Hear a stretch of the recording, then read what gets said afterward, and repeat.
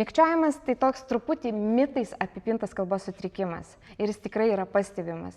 Tėvai labai dažnai sunerimsta ir jie galvoja, ar čia praeis, ar tai yra po visam.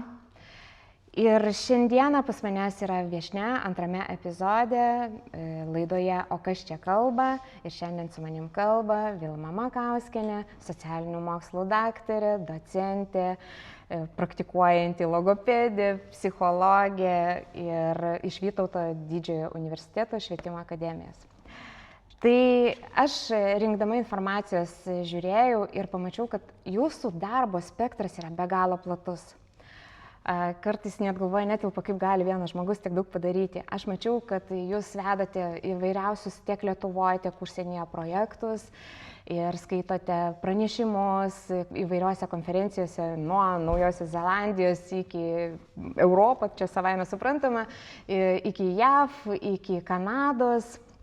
Tai tikrai labai daug daro įspūdžio, jūs rašote publikacijas, jūs rašote knygas ir mes tikrai esam už tai logopedai dėkingi.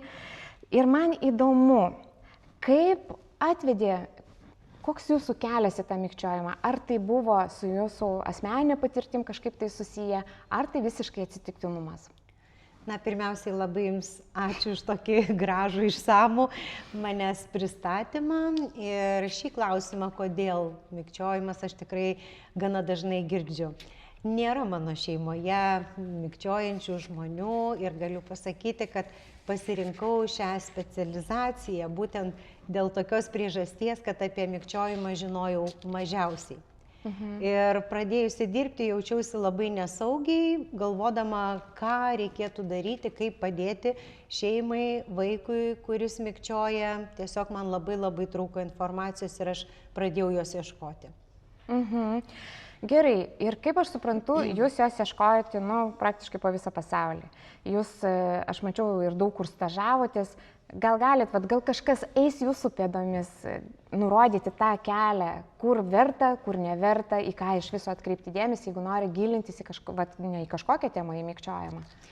Na, jūs labai teisingai pasakėte, iš tikrųjų aš keliavau po visus žemynus, nuo Naujosios Zelandijos iki Afrikos, ieškodama turbūt pačios geriausios, efektyviausios mikčiojimo įveikimo programos.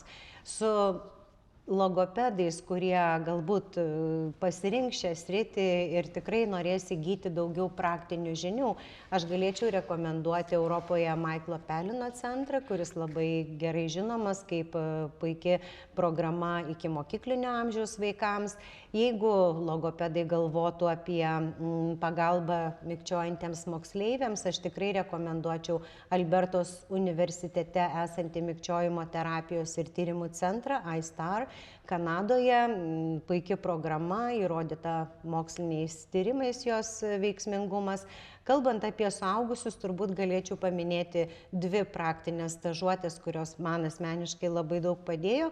Tai būtų Rytų Vašingtono universitete sukurta ir taikoma programa SSMP. Išvertus tai būtų sėkminga mikčiojimo valdymo programa. Ir dar galėčiau paminėti New Yorko mikčiojimo terapijos institutą, kuris irgi turi be galo įdomią programą liečiančią psichologinius mikčiojimo aspektus. Gerai, bet tai yra Amerika. Kaip ten patekti? Ten yra studentų mainų programos? Ne, į visas šias stažuotės išvykau savo pačios iniciatyva. Pirmoji mano stažuotė buvo Northwesterno universitete, tikrai vienas iš pačių geriausių Amerikos universitetų ir mano dalyvavimą toje programoje, nes teisingai jūs sakote, tai yra brangu nuvykti į Ameriką ir mėnesį gyventi ir dar sumokėti už mokymus. Tai už tą pačią pirmąją stažuotę mokėjo Amerikos fondas ir dauguma logopedų, kurie galbūt susidomės šią temą, gali paieškoti internete Stuttering Foundation, rasti, kada vyksta kursai ir galbūt paprašyti finansinės paramos. Kita stažuotė Niujorke, tai esu be galo dėkinga Kazickų šeimos fondui, kurie turi savo šeimoje mikčiojantį asmenį ir jie pakvietė pagyventi pas Jūratę Kazickaitę, teko praleisti mėnesį namuose, išmokti Niujorke taikomą mikčiojimo įveikimo programą ir taip pat Kazickų šeimos fondas rėmė finansiškai knygos apie mikčiojimą ir kleteringą greitakalbystę leidimą. Aš skaičiau jūsų knygas ir, sakykime, kad ir tą, kaip aš sakau, perrašytą vadovėlį, nes mes tikrai ilgai turėjome seną vadovėlį. Kuo man patinka jūsų rašytos knygos, tai labai struktūruota.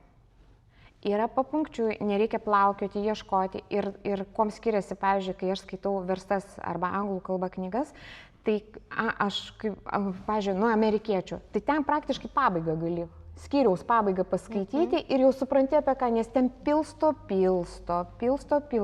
O pas jūsų medžiaga nesikartoja, perskaitai faktas ir viskas, kai įdi kitą puslapį ir vėl arba kita tema, arba kažkas kitkas analizuojama. Kas jums davė tokį rašytojos talentą? Ar čia redaktoriai tai padaro? Ne, be jokios abejonės tekstą rašiau aš. Ir man patinka struktūruotos knygos, kuriuose būtų aiški logika. Tai logopedijos vadovėlyje yra pirmiausiai aprašomi sutrikimo požymiai, jo kilmės teorijos, tada vertinimo instrumentai, būdai ir tada pagalbos kryptis. Na, rašytojos talentas, sunku pasakyti, kaip tai atsitiko, bet prieš tapdama logopedė aš galvojau apie 3 profesijas. Norėjau būti gydytoja, norėjau būti žurnalistė ir norėjau būti psichologė. Tai psichologiją baigiau, medicinos taip pat šiek tiek mokslų yra mūsų profesijoje, o žurnalistės, būtent tas noras rašyti turbūt realizavosi pilnai, rašant straipsnius, rašant knygas, dalyvaujant televizijos laidose arba duodant interviu. Kaip faina. Dabar gerai, jūs parašėt ir tas knygas ir viską. Ar mūsų logopedai ir užsienio, neišskirsiu jokios šalies, sakykime, tos mikčiojimo įveikimo terapijos skiriasi, ar jums pavyko parvežti kažką ir įdiegti į mūsų lietuvių bendruomenę? Iš tikrųjų, aš esu linkus dalintis ir po stažuotės Maiklo Pelino centre, suprasdama, kad Lietuvoje tikrai trūksta aiškios struktūruotos metodikos iki mokyklinio amžiaus vaikų mikčiojimo įveikimui, parašiau teorinę dalį apie programą pati ir esu labai dėkinga programos autoriams, kurios davė sutikimą protokolus vertinimui ir taip pat dalomąją medžiagą tėvams išversti į lietuvių kalbą identiškai. Tai vienas toks pasidalinimas, galbūt pratybų knygelė. Jos idėja atsirado po stažuotės Albertos universitete, Kanadoje, net ir piešinėliai, schemos, sklandaus kalbėjimo įgūdžių yra panaudoti būtent, kurie buvo toje programoje pristatomi. Ir aš galvoju, kad šiaip žinau, kad logopedai nemėgsta dirbti su mikčiojančiais vaikais, nesvarbu, jie ten iki mokyklinio, ar pradinio, ar paaugliai. Ir visiškai yra suprantama, kodėl, ypač jeigu mes baigėme seniau universitetus, tai buvo tik pristatomas sutrikimas, kaip ir visi kiti sutrikimai. Ir gal ne tiek, kad žinių trūksta, gal praktikos trūksta, nes aš pagalvojau, kad jeigu į darželį ten ateina 2-3 vaikai į metus, tai dar nedaug dievė, atsiprašau, negalim taip sakyti, čia iš praktikos pusės, bet kitiems iš viso net netenka pačiupinėti, taigi tos žinios pasimiršta, ar ne? Ir kai tau ateina, bent jau aš, kai trumpą laiką dirbau darželėje, aš tikrai varčiau visus savo studentiškus konspektus, varčiau ir jūsų tas knygas ir jau ką turėjau tą, nes tėvai susiaubų žiūri ir sako, ką daryti, o aš jau nebeatsimenu. Tai ant kiek skiriasi tos metodikos ir kaip, jūs dabar dėstote, žinau, kad, tai aš galvoju, jau tie studentai, kurie jau praeina per jūsų rankas, gal vis dėlto atsiras daugiau tokių specializuotų. Iš tikrųjų, daugumoje šalių logopedai jaučiasi nejaukiai dirbdami su mikčiojančiais vaikais, nepriklausomai nuo jų amžiaus, taip pat ir su suaugusiais, galbūt dėl tos priežasties, kaip jūs paminėjote, kad tai nėra labai dažnas sutrikimas, su kuriuo nuolatos tenka susidurti. Šiuolaikiniai logopedai ir, tarkim, Vytauto Didžiojo universiteto programoje dėstomas kursas sklandaus kalbėjimo sutrikimai, jame stengiuosi apžvelgti praktinius pagalbos metodus ir pristatyti naujas šiuolaikiškas programas, kaip Restart DSM, kaip tėvų vaiko interakcijos programa, kaip MiniKids ir daugybė kitų skirtų ikimokyklinukams, skirtų mokiniams ir skirtų suaugusiems žmonėms, kad baigęs studijas specialistas jaustų didesnį pasitikėjimą savo jėgomis arba bent jau turėtų medžiagą, kurioje galėtų rasti atsakymus į klausimus. Aš savo praktikoje turėjau tokį berniuką, jisai pradinukas buvo. Ir visas metodikas išbandžiau, kokias tik buvau radus, man niekaip nepavyko. Kaip iš dalies pavyko sušvelninti ir pavyko iki tiek, kad jis kabinete nebeužsikirzdavo, kol neišeidavo iš logopedo į lauką. Tiesiog pro langą vasarą, atidaras langas, aš girdžiu, kaip su mama tas berniukas vėl. Ir tada aš mamai buvau patarusi, kad važiuotų pas jūs, nes galvoju, arba aš kažko nežinau, arba kažką darau ne taip.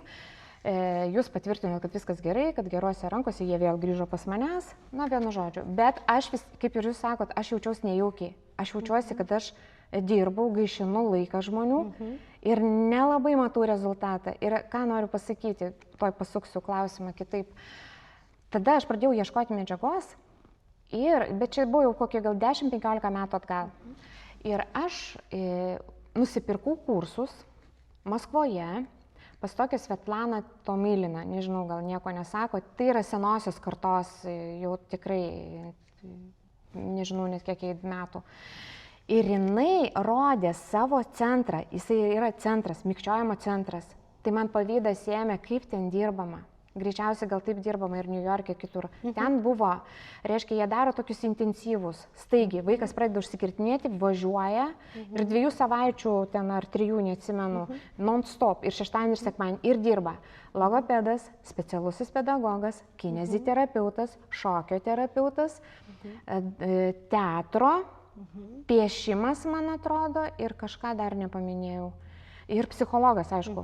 Tai va, visa komanda. Psichologas ten dirba toksai kaip coachingas, kad tu gali, to pavyks. Tu ten skambinu, ten dar kažką darė. Ir kai rodė tą medžiagą prieš atvykusį, jį testuoja. Ir pabaigoje, kaip aš ir pas jūs vienam interviu mačiau, suaugusio tik žmogaus tą sėkmę. Tai va, pavydas ima. Va, ir aš, tarp kitko, pradėjau ieškoti ir galvoju, aš Žemaitijos regione padarysiu irgi tokį mikčiojimo centrą. Ir su kuo aš susidūriau, dar logopedą suradau, ir muzikos terapeutą, ir vokalo mokytoją suradau. Aš nesuradau psichologas, kuris dirbtų. Nes jis pasakė, aš nežinau, ir aš apklausinėjau visus, ką pažinojau, ir nei vienas nesutiko.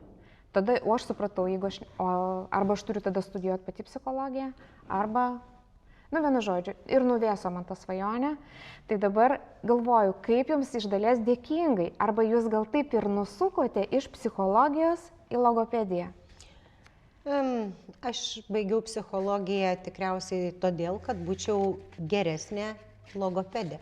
Nes logopedo darbe yra kiekvieną dieną konsultuojamos šeimos, siekiama surasti ryšį, santykį su vaiku sukurti. Ir iš tikrųjų tos ankstyvosios sovietmečio galbūt laikų mikčiojimo terapijos, jos visos yra fokusuotos į simptomus, į užsikirtimus. Užsienio terapijos yra žiūrima į mikčiojimą kaip į daugiadimensinį sutrikimą, į visus jo komponentus. Ir sakoma, kad terapija yra veiksminga tada, kada jinai veikia tiek motorinį, tiek lingvistinį, tiek socialinį, tiek emocinį, tiek kognityvinį. Siekiama keisti įsitikinimus apie save, apie savo kalbėjimą, emocinės reakcijas į mikčiojimą. Ir iš jūsų papasakotos istorijos apie berniuką, kuris gerai kalbėjo kabinete. Aš galiu pasakyti, taip nėra sunku. Yra gana paprasta padaryti, kad vaikas kalbėtų be užsikirtimų kabinete. Tai priklauso nuo kalbinių užduočių, sudėtingumo ir kitų aspektų. Bet užsienio terapijos programos, jos visos turi funkcinės pratybas, kai vaikas su logopedu eina į kavinę, eina į parduotuvę, kalbina nepažįstamus, skambina telefonu. Kitaip sakant, su palaikymu yra taikomi sklandaus kalbėjimo įgūdžiai.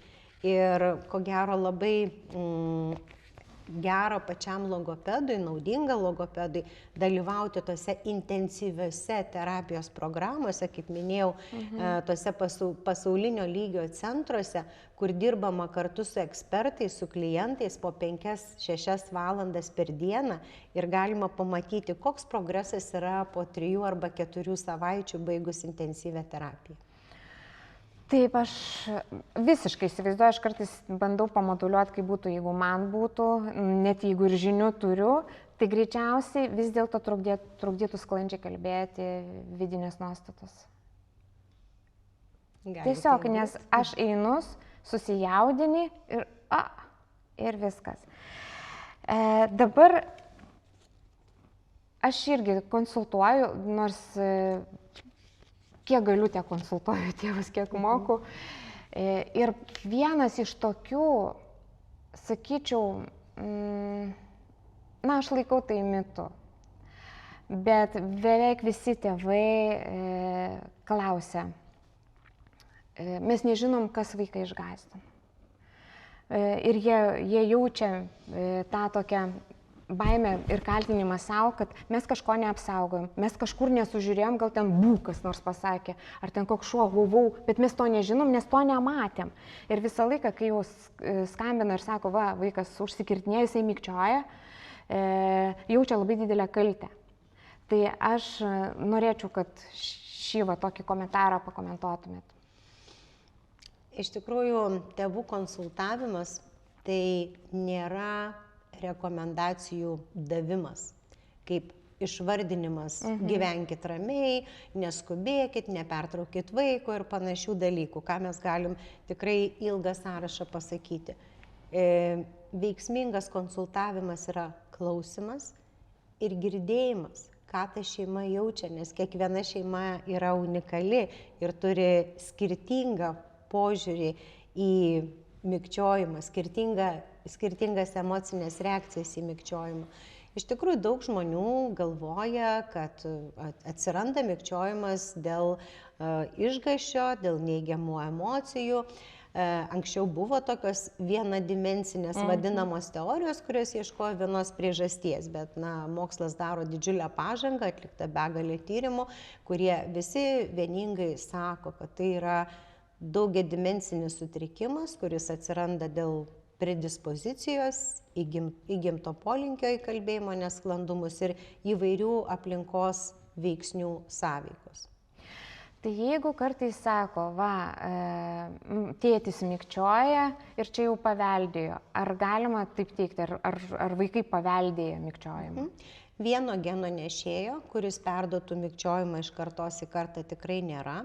Yra grupė genų atsakingų už kalbėjimo sklandumą ir taip yra šeimų, kuriuose greitakalbystė arba mykčiojimas yra paplitęs labiau negu kitose. Bet to perdavimo mechanizmo dar kol kas nepavyko išaiškinti ir vien genetinė teorija mykčiojimo kilmės negali atskleisti, kadangi yra daugybė vaikų, kurie mykčioja, bet savo šeimoje giminiai neturi nei vieno panašaus atvejo. Taip, dabar kaip reikia atskirti, net aš manau, kad ir jaunas logopedas ne visada žino, ar čia tos iteracijos, čia tie tik tokie užsikirtimai, sakykime, atsiradus rišliai kalbai, ar tai jau tikrai mykčiojimas? Diferencijuoti natūralius kalbėjimo nesklandumus ir pirmuosius mykčiojimo požymius yra labai sudėtinga. Kartais tėvai sunerimsta, jeigu vaikas pradeda kartoti pirmą žodžio skiemenį arba garsą, arba logopedas pastebi darželyje, kad lyg tai atsirado kažkokie nesklandumai. Turbūt pagrindinis skiriamasis požymis būtų artikuliacijos aparato įtampa, nes mikčiojimo atveju garsas arba skiemuo kartojamas dėl padidėjusios įtampos, o įprastinės, tipinės raidos atveju pakartojimai būna tokie lengvi, kaip aš dabar pabandžiau pademonstruoti. Dabar, jeigu tėvai pastebėjo, kaip vat kartais sako, nu iš niekur, neišmiegojo, pradėjo mikčioti, ką jiems pirmiausia reikia daryti? Manyčiau, kad atsiradus mikčiojimui reikėtų kreiptis į logopedą. Logopedas yra tas specialistas, kuris sprendžia šitą problemą.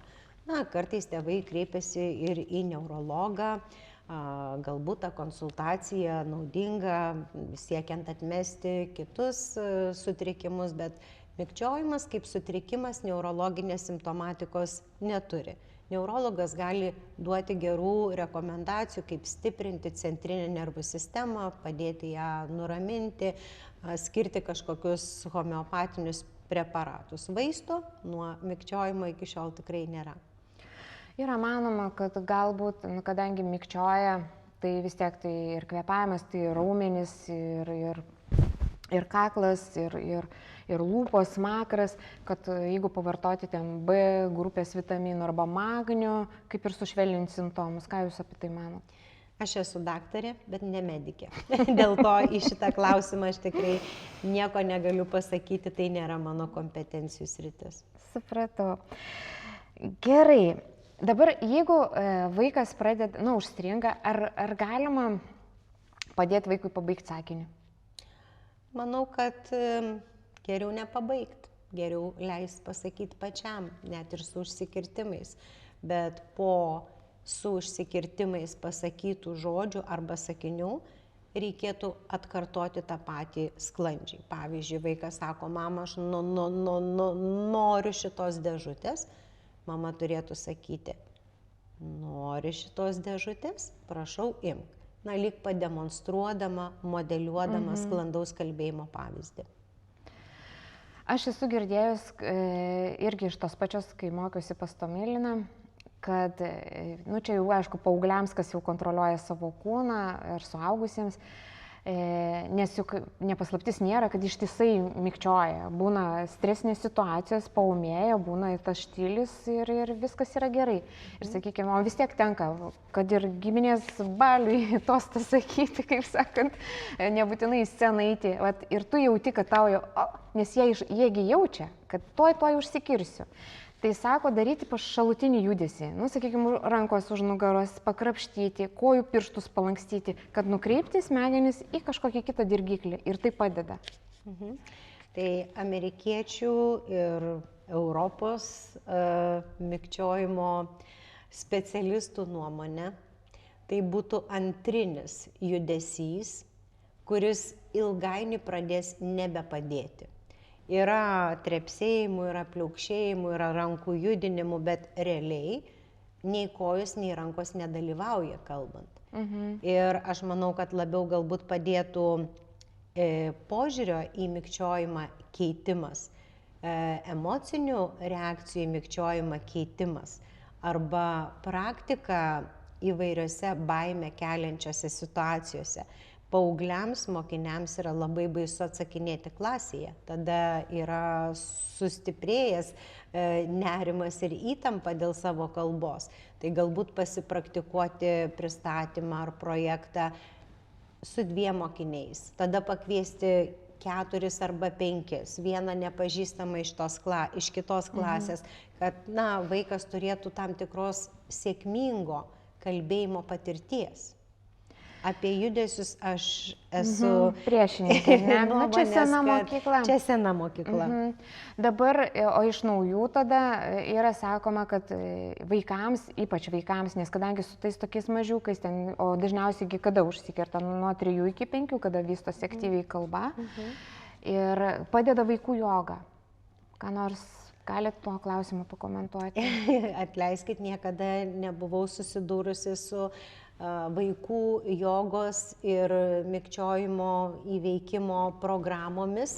Nemačiau jokių mokslinių tyrimų šio klausimu, tai tikrai negaliu pakomentuoti. Tai čia matyti irgi yra mitas, nes žmonės kartais išvedžioja gal į tą pusę, kad, na, reikia atsipalaiduoti, pasiskaito socialinėse medijose visko, kad pagrindė tai, ne, kai įtampa sukyla, reikia atsipalaiduoti. Ir aš dėl ko klausiu, tai aš tokį klausimą radau, ieškodama informacijos. Tikrai nieko prieš neturiu jogą ir galbūt šitoje vietoje norėčiau pasidalinti savo prisiminimais apie darbą Burkina Faso. Čia yra tokia Afrikos valstybė, kuri ribojasi su Gana ir teko konsultuoti vietinius mikčiojančius suaugusius. Tai vienas jaunuolis papasakojo, kad jį tėtis vežė pas šamaną, nes ten nėra specialistų logopedų kaip pas mus ir tas šamanas patarė valgyti roplių nuograužas, gyvačių ir driežų. Tada aš paklausiu, ar jūs valgėte tas nuograužas. Ir atsakymas buvo taip, aš valgiu ir 3 metus nemikčioju. Tam tikri įsitikinimai gali veikti kaip placebas, o joga turbūt bendrai gerina žmogaus savijautą ir galbūt padeda atsipalaiduoti, tik tai klausimas, kiek tai vaikui patinka, ar jisai kaip jo mama mėgsta jogos klubą. Taip, gerai. Dabar, o kodėl pradeda dažniausiai mikčioti? Smulkiau truputėlį. Vaikas ten 2-5 metų. Kas jam atsitinka? Turbūt būtų galima pasakyti, kad vaiką tarp 2 ir 5 metų, kuris turi polinkį į užsikirtimus, gali veikti labai daug įvairių priežasčių. Gali jo kalba labai sparčiai plėtotis, ar ne, ir net pralenkti amžių. Gali tėvai, išsilavinę, jauna šeima, šnekėti su vaiku sudėtingais, ilgais sakiniais ir jam kelti tokį, kaip ir iššūkį prisiderinti. Galbūt toj šeimoje auga 2-3 maži vaikai, kurie kalba vienu metu, vienas kitą pertraukia, arba yra labai plepi sesė, kuri gerai šneka ir tam mažesniam broliukui, kuris turi polinkį į mikčiojimą, vėlgi yra noras pasitemti iki sesės lygio. Yra santykiai darželį, yra įvairios baimės vaikams gali atsirasti šitame amžiuje, nes plėtojasi ir vaizduotė, ne tik kalba, pažintiniai procesai. Tai manau, kad tai yra kaip lašas po lašo į taurę, kuri kažkada persipildo.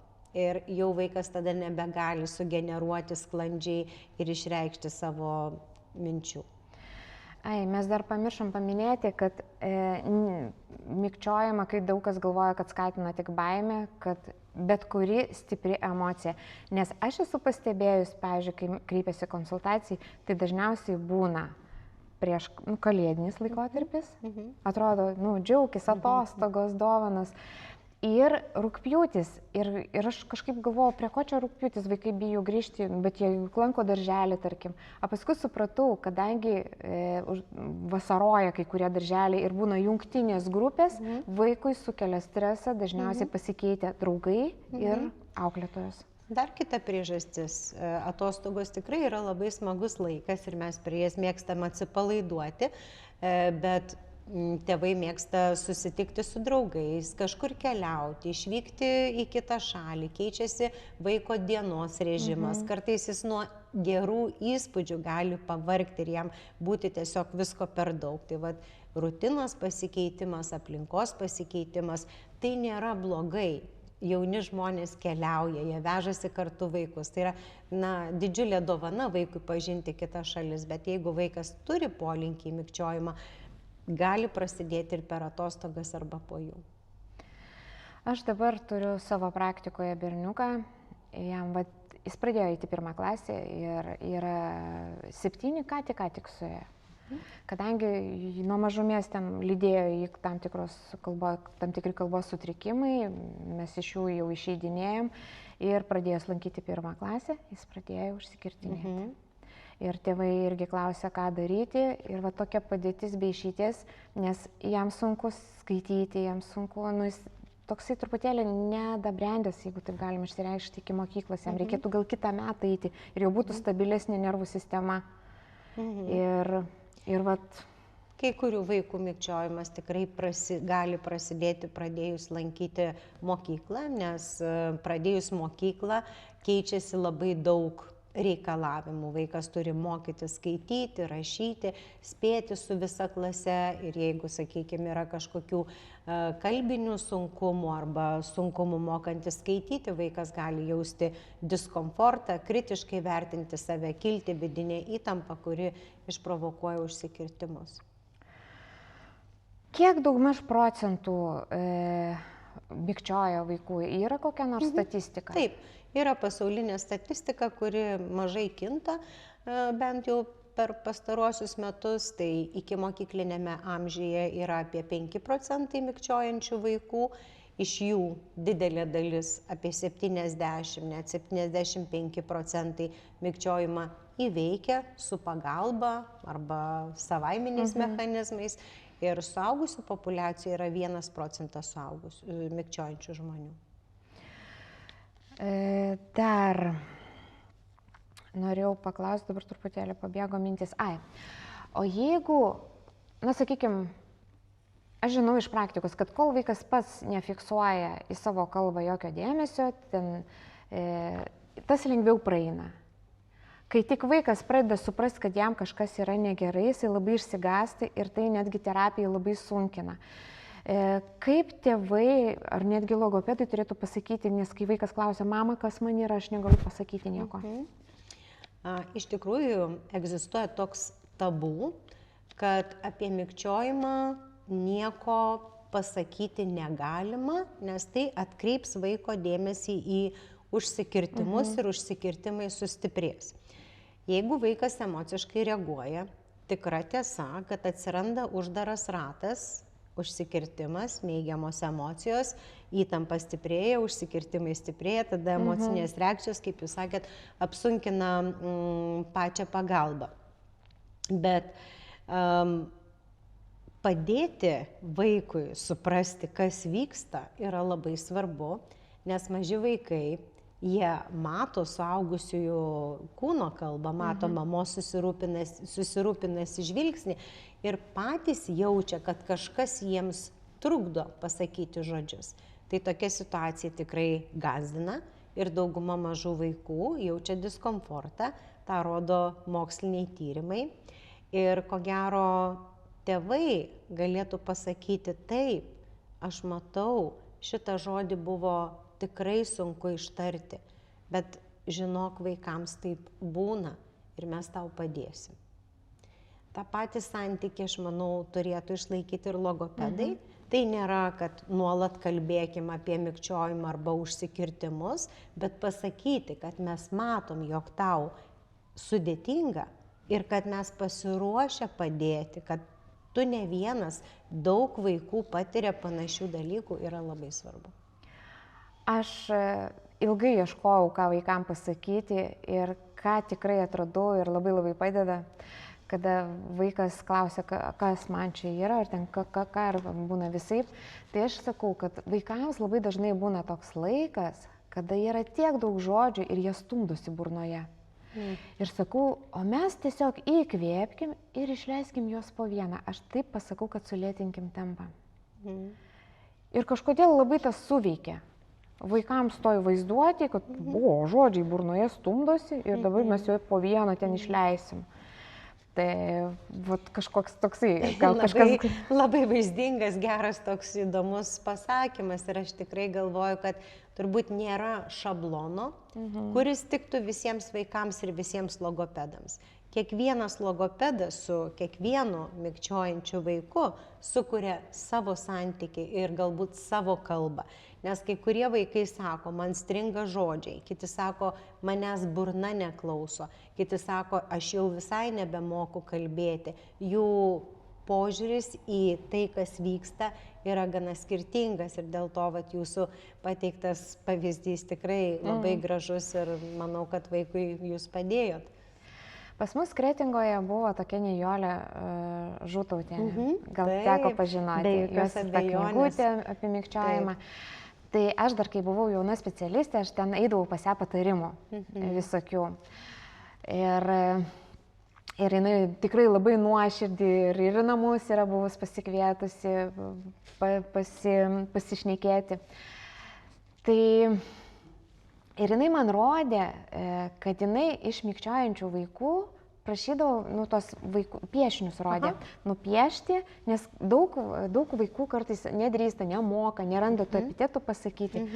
Tai aš perimdama jos tą praktiką, kai aš dirbau Palangos Gintarė reabilitacijoje vaikų sanatorijoje, pas mus irgi visus veždavo tos neurologinius pacientus. Tai jeigu kliūdavo, kas mikčioja, aš irgi prašydavau nupiešti. Ir turiu tokią kolekciją pasidarius. Neatsivežiau, jeigu rasiu, gal paskui pabaigoje į video įkomponuosim. Bet tai rodo labai vaizdžiai visko. Ir kryžiai po kaklu, ir klaustukai ant burnos, ir pats mažas žodis didelis. Va, tokių visokių. Tai mes galėsim pasidalinti kolekcijom, nes tikrai turiu labai storą aplanką ir šitoj pratybų knygeliai pradinukams, kurie mikčioja. Viena iš užduočių yra nupiešti savo mikčiojimą. Aha, aš turiu jūsų šitą pratybų sąsiuvinį. Dabar apie tą bambaimę. Gražiai mes šitai pereisim. Jūs toj knygoje rašote kokią, aš tik pavarčiau, aš jos dar neperskaičiau, rašote apie tas vaikų baimės ir kas jiems atsitinka, arba apie tėvų baimės. Kas konkrečiai čia yra parašyta? Čia pasaka kažkokia, ar mokslinė? Papasakosiu istoriją. Iš tikrųjų, mane kreipėsi profesorė iš Islandijos Inga Minelgaitė su siūlymu parašyti knygą vaikams apie baimės. Tai aš iš karto išsigandau ir pradėjau bijoti, nes nesu rašius vaikiškų knygų tik tai specialistams. Ir mudviejų idėja buvo parodyti, kaip tėvams galima pakalbėti su vaiku apie baimės, kokių baimių būna, pateikti tam tikros mokslinės informacijos vaikišką kalbą. Knygoje yra istorija apie pirmokę Mortą, kuri pradeda skaityti ir jai stringa žodžiai ir aišku, jinai labai bijo. Kas nebijotų klasėje garsiai skaityti, o jeigu dar atsiranda užsikirtimai. Taigi Morta susipažįsta su savo baime, o tada jos baimė pasako savo vardą, bambaimė, ir jos abi keliauja, kad sužinotų, susipažintų su kitomis baimėmis ir galų gale Morta supranta, kad be baimės nebūtų drąsos. Taip, gražiai. Aš varčiau ir su dukra žiūrėjom labai gražios iliustracijos. Nu tokios nei per daug, nepridėta elementų, vat faktas. Iliustracijas piešė 12-okė mergaitė, labai talentinga. Taip, mano studentės Linos Mušeikienės dukra Austėja. Tai esam jai labai dėkingos, kad jos kaip savanoriškas darbas, noras sukurti socialiniai istorijai iliustracijas ir jos vaikams labai patinka. Mes testavome ir tekstą, skaitėm juodraščius su pradinukais ir žiūrėjom iliustracijas, kuris variantas gražiausias, labiausiai tinkamas vaikams, jie padėjo mums išrinkti. Labai gražius, labai. Man duosit paskiau iliustratorės kontaktus, aš gal irgi ką nors sugalvosiu. Na, mes po truputėlį rytamės į kitą pusę. Čia neatsivežėm knygos, bet dar yra toks terminas klateringas. Kas tai? Taip, iš tikrųjų, Lietuvos klasifikacijoje yra sutrikimas greitakalbystė ir mes prie to žodžio esam pripratę. Kleteringas yra tarptautinis terminas, kuris įvardyja tokį sklandaus kalbėjimo sutrikimą pasireiškinti greitu tempu, užsikirtimais nebūdingais, netipiškais mikčiojimo užsikirtimais, bet yra labai daug kalbėjimo nesklandumų. Gali būti net paveiktas skaitimas, rašymas, veiklos planavimas, organizavimas. Dėl to aš labiau linkusi naudoti terminą kleteringas, kuris apjungia visą kaip sindromą spektrą požymių, negu naudoti greitakalbystę, kuris tik kalba apie vieną aspektą pagreitėjusi kalbėjimo tempą. Kleteringo atveju tempas gali būti netolygus, būdingi tokį greito kalbėjimo momentai, paskui liktai sulėtėja ir vėl pasidaro per greitas. Bet esminis požymis šito sutrikimo yra dar tas, kad kalbėjimas pasidaro neaiškus, o sunkiais atvejais visai nesuprantamas. Aš turiu tokį vieną pažįstamą. Nežinau, ar tai kleteringas ar ne, tiesiog kažkaip. Bet jisai, pavyzdžiui, kalba, aš kadangi dar turiu muzikinį išsilavinimą, sakysiu, muzikiniais terminais tokius stakato. Kapota kalba. Trumpai kapotai. Ir kai jį matai, tai dar nuskaitai visą tą artikuliaciją, eina supras, bet telefonu, tu tiesiog pats nepatogiai jautiesi vis laiką. Ką? Sunku pasakyti, reikėtų atlikti išsamų įvertinimą, bet vienas iš kleteringo požymių yra kalbėjimo prozodijos sutrikimas. Netipiškas kirčiavimas, netipiškas kalbėjimo ritmas, tai šiek tiek panašu apie tai, ką mes kalbam. Gerai, ir dabar mes čia kažkiek tai atsivežėm jūsų tų knygų, ne visas, kiek jūs esate prirašysi, kur, jeigu kažkas norėtų įsigyti, jos eina per kažkokį tai knygynų tinklą? Taip, geriausiai turbūt būtų įsigyti elektroninėje parduotuvėje logopedinės pagalbos centras ir iš karto formuojamos yra sąskaitos faktūros, taip kad įstaigos ar privatus asmenys gali užsisakyti tenai. Darbas su knygynais turbūt užimtų be galo daug laiko, tai aš bendradarbiauju daug metų su Knygos LT. Jie turi 2 fizinius, man atrodo, ar daugiau knygynus Vilniuje Akropolyje, Kaune Akropolyje, tai galima rasti tenai. Bet patogiausias būdas būtų logopedinės pagalbos centro elektroninė parduotuvė. Aš po savo video įdėsiu nuorodą, kur tai yra, kad kas nori įsitikinti. Na ir mūsų pokalbis jau taip kaip ir į pabaigą. Dar norėčiau, gal galit pasidalinti ar papasakoti pačių įsimintiniausių savo kaip logopedės dirbančios ar padėjusiam, ar padėjusiai įveikti mikčiojimą, kažkokią tai, norėčiau, kad tai būtų sėkmės istorija. Visada labai gera pasidžiaugti sėkmės istorijom. Ir iš tikrųjų galiu pasakyti, man labai sunku išrinkti tą sėkmingiausią sėkmės istoriją, nes jų yra labai daug. Ir nufilmuotų, ir papasakotų. Turbūt didžiausias džiaugsmas gauti tėvų laiškus arba skambučius, kad mūsų vaikui po jūsų susitikimų labai pagerėjo, kad mes daug išmokom kaip tėvai, ką daryti ir kaip elgtis, kad savo vaikui padėti. Mes dabar nebejaučiam tokio streso ir nerimo, kuris buvo iš pradžių. Tai aš vadinu profesinė sėkme, nes tai, ką darai, grįžta su, nežinau, tokia didžiulė džiaugsmo banga ir gerumu iš kitų žmonių. Aš, tarp kitko, man, kadangi vedu aktyviai socialinius tinklus, tai rašo ir jauni logopedai, ir ką tik pabaigė, tai man apie jūs, žinokit, jūs labai studentai myli. Jūs ne tik tėvai myli, ir labai studentai myli. Ačiū.